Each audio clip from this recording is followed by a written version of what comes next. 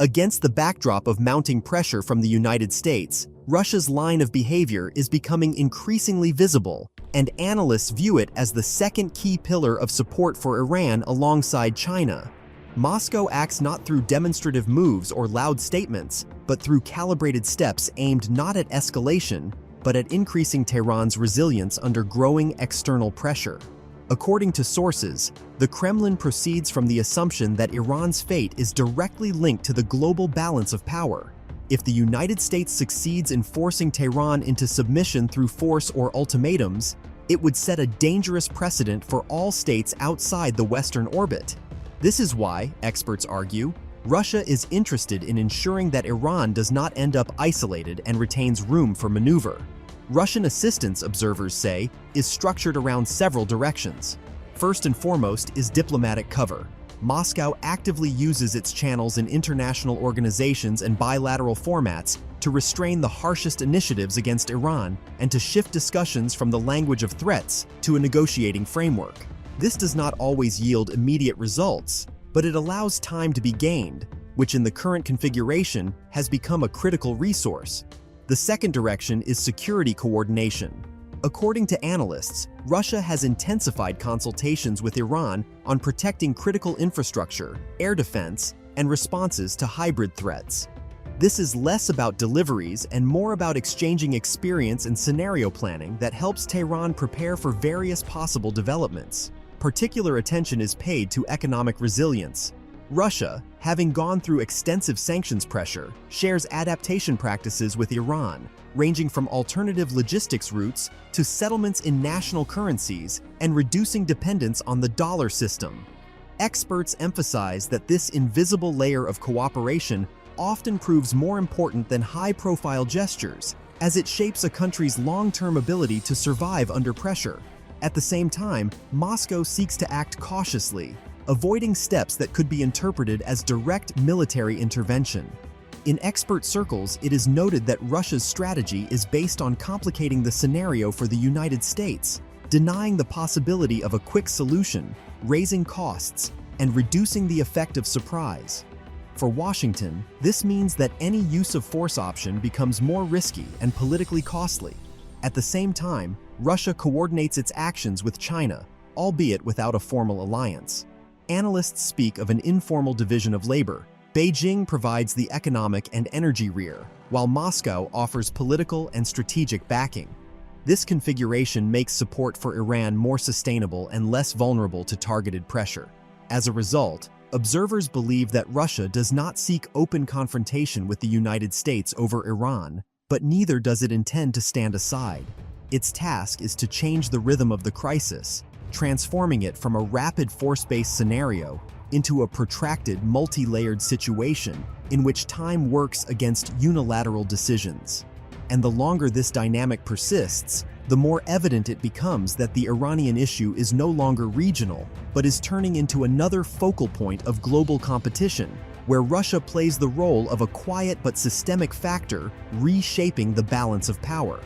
At this stage, analysts assess that Russia's actions around Iran go beyond a situational response and fit into a broader strategy of forming an alternative security architecture. In Moscow, according to sources, every U.S. move in the region is being carefully analyzed, with the Iranian crisis viewed as a test of the limits of American power and Washington's willingness to go all the way. This is precisely why Russian policy is built not on sharp moves, but on gradually altering the conditions under which the United States is forced to make decisions. The more complex and multi-layered the situation becomes, the higher the likelihood that the American leadership will face internal doubts and disagreements. Experts emphasize that Russia deliberately avoids public ultimatums and loud rhetoric, preferring to act through facts and processes that are difficult to challenge directly. One of the key elements of this strategy is the deepening of regional coordination. According to sources, Moscow has intensified contacts not only with Tehran, but also with a number of other Middle Eastern countries, offering dialogue formats that bypass traditional Western platforms. This makes it possible to create a network of shared interests in which pressure on Iran automatically affects a broader circle of players. As a result, any sharp move by the United States risks triggering a chain reaction whose consequences are hard to predict. Analysts note that precisely this effect of uncertainty is one of the goals of Russian policy. Additional attention is paid to military planning in an indirect sense.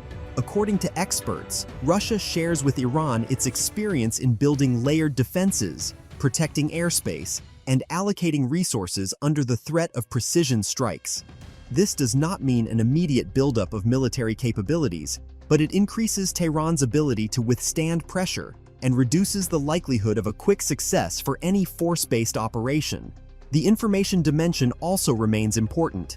Russian analytical and media structures actively shape a discourse about the inadmissibility of coercive pressure, emphasizing risks to global stability and energy markets.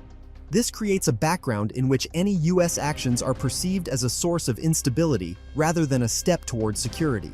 In expert circles, it is believed that such efforts are aimed not so much at Western audiences as at countries of the global South, which are increasingly skeptical of unilateral actions by major powers. In this way, Russia gradually strengthens its image as an alternative center of influence ready to support partners in difficult moments. At the same time, economic interaction with Iran is being reinforced, albeit in limited formats. This includes expanding trade outside traditional channels, joint projects in energy and logistics, and the development of transport corridors that reduce dependence on routes controlled by the West. Experts stress that these processes do not produce immediate results, but build long-term resilience that makes sanctions pressure less effective. Taken together, all these steps create a situation for the United States in which a simple pressure-based scenario no longer works. Any attempt to accelerate events runs into rising costs, while prolonging the conflict weakens Washington's position on other fronts. This, observers believe, is Moscow's main calculation, not to win a single specific crisis, but to change the very logic of global confrontation. Iran in this strategy becomes an important element, but not the ultimate goal. By supporting Tehran, Russia demonstrates that the era of unilateral decisions is coming to an end, and the world is increasingly moving toward a complex multipolar system in which power must be combined with endurance and time. And the longer the current dynamic persists, the more evident it becomes that the outcome of the Iranian crisis will have consequences far beyond the region, shaping new rules of the game for the entire international system. In this logic, Russia continues to act calmly, without accelerating events, but also without allowing them to unfold according to Washington's scenario. Each additional month of Iran's resilience is viewed in Moscow as a strategic gain that weakens the effect of U.S. pressure. Analysts note that this tactic gradually changes the psychology of the confrontation, shifting the emphasis from force to endurance. As a result, the crisis around Iran increasingly looks less like an isolated conflict and more like part of a global turning point. And it is precisely in this, experts believe, that the main long-term risk for the global security system lies.